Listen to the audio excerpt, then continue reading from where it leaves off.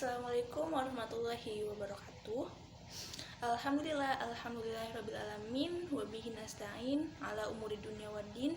Wassalatu wassalamu ala asrafil anbiya'i wal mursalin Sayyidina wa maulana Muhammad Sallallahu alaihi wasallam.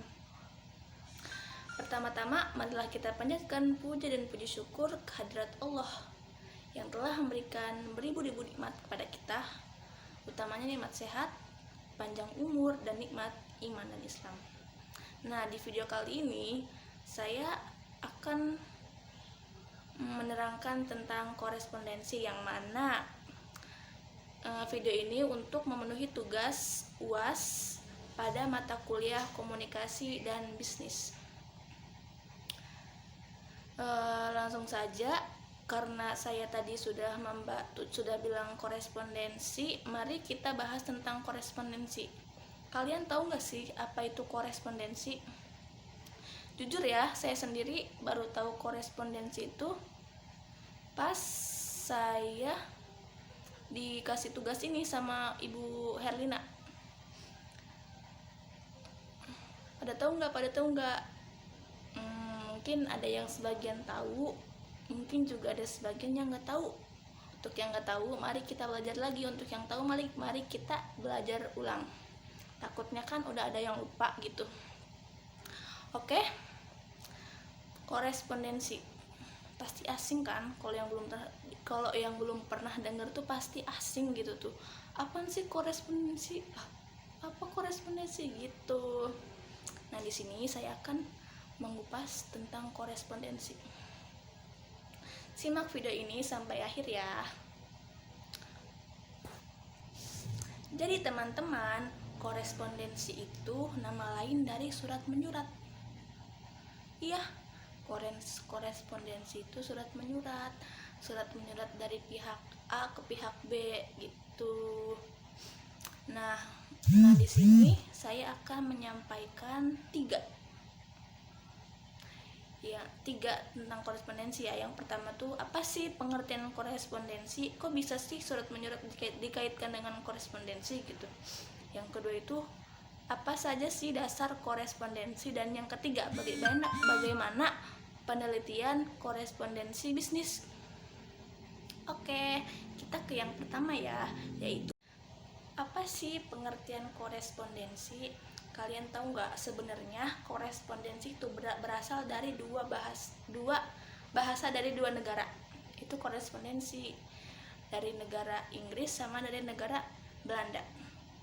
Nah, kalau dari bahasa Inggris, korespondensi itu berasal dari kata correspondence. Kalau dari bahasa Belanda, korespondensi itu berasal dari kata correspondenti. Apa sih yang berarti hubungan yang terjadi antara pihak-pihak yang terkait.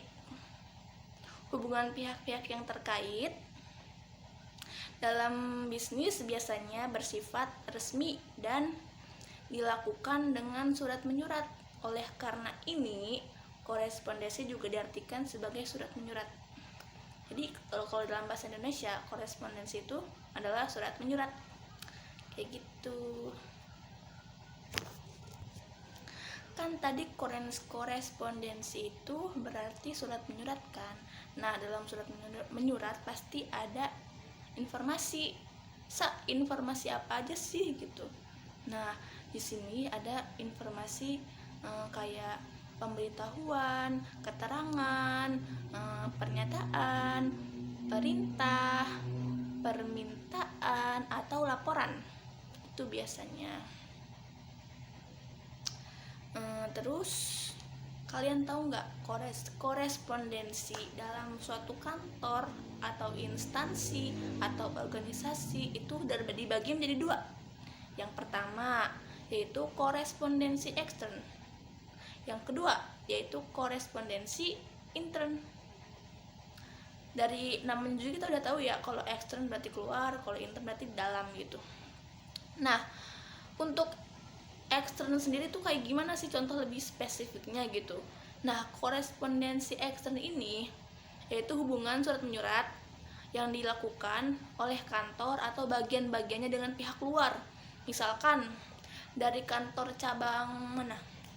asuransi Ramayana gitu tuh, nanti berkontribusi nih sama asuransi takaful kayak gitu. Itu namanya surat menyurat untuk keluar perusahaan lah gitu.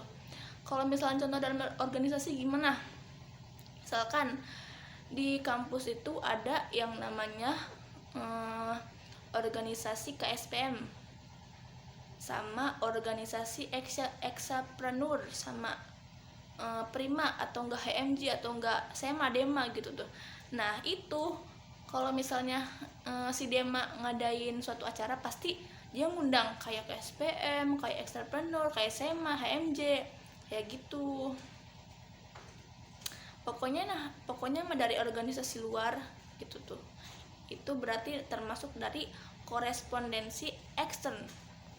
Yang kedua yaitu korespondensi intern. Gimana sih, Sa? Ya udah, kalau intern berarti terkait dengan pihak-pihak dalamnya saja. Pihak-pihak dalam, misalkan tadi ada asuransi Ramayana, berarti kayak dia cabang sama pusatnya gitu tuh. Kalau di perusahaan gitu, kantor cabang sama kantor pusat gitu. Mungkin gitu sih. Cuman kalau misalnya untuk tentang poin kedua, dasar-dasar korespondensi bisnis. Korespondensi bisnis merupakan suatu kegiatan korespondensi yang dilakukan dalam dunia bisnis, baik dalam bentuk surat menyurat, memo, agenda, proposal maupun laporan bisnis. Nah, surat merupakan sarana komunikasi tertulis ya, yang disampaikan oleh suatu pihak kepada pihak lain. Dengan apa? Dengan menggunakan media tertentu. Salah satu hal yang membedakan surat biasa dengan surat bisnis adalah tujuan penulis. Itu yang membedainnya. Kita ngirim surat, misalkan dari KSPM ngirim surat ke Eksapreneur. Tujuannya apa nih? Tujuannya ngajak buat ke Medpart gitu tuh. Misalkan Dema ngundang SEMA gitu, pasti ada tujuannya kayak gitu.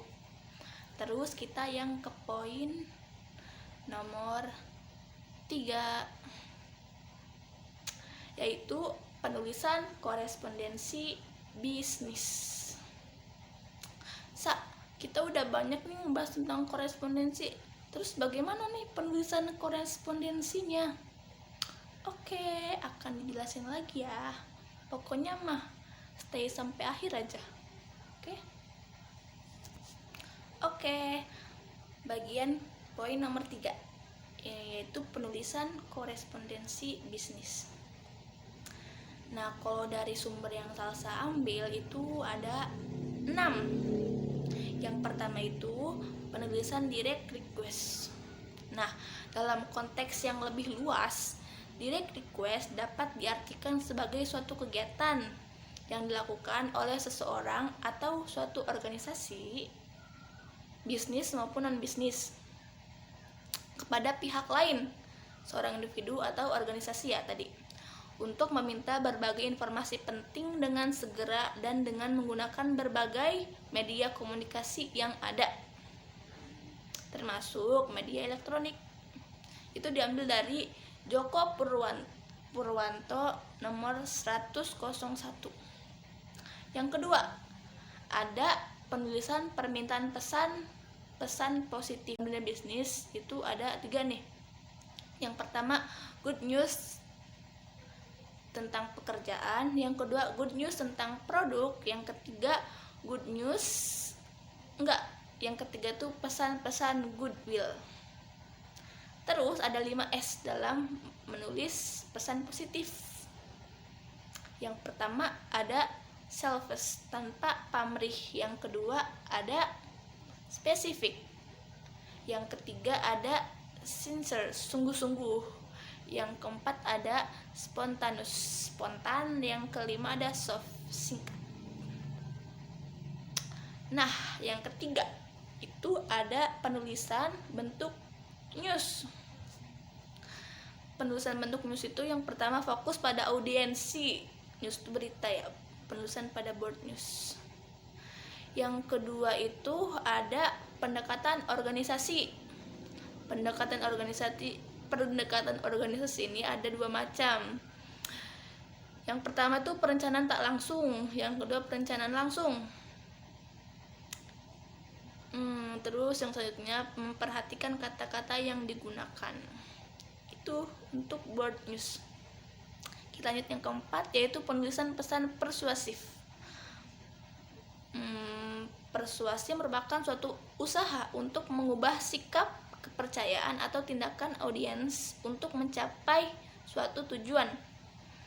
Persuasi juga dapat diartikan sebagai tindakan seseorang komunikator untuk meyakinkan dan mempengaruhi orang lain, audiens ya, dengan cara-cara tertentu sehingga orang lain tersebut bersedia melakukan sesuatu sebagaimana yang diharapkan oleh orang yang melakukan komunikasi, oleh orang yang melakukan persuasi. Nah, gimana sih cara menulis pesan persuasi? Nah, ada cara-cara ya.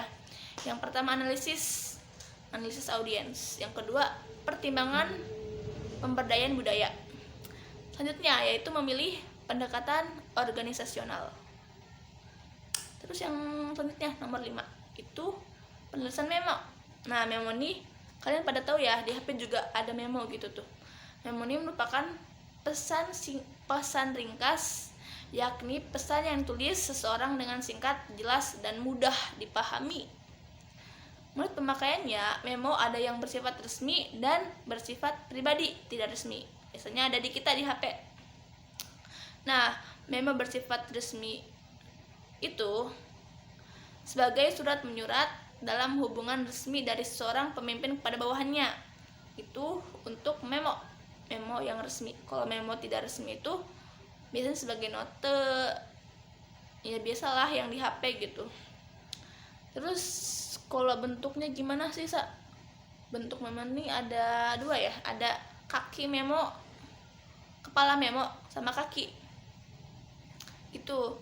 Terus kalau penulisan email yang selanjutnya nomor 6, dalam bentuk elektronik. Pasti kalian tahu kan email di HP, di laptop, di teknologi sekarang tuh udah canggih ya, jadi pasti semuanya ada emailnya gitu. Oke. Kurang lebihnya mohon maaf. Wabillahi taufiq wal hidayah. Wassalamualaikum warahmatullahi wabarakatuh. Terima kasih udah menonton sampai akhir.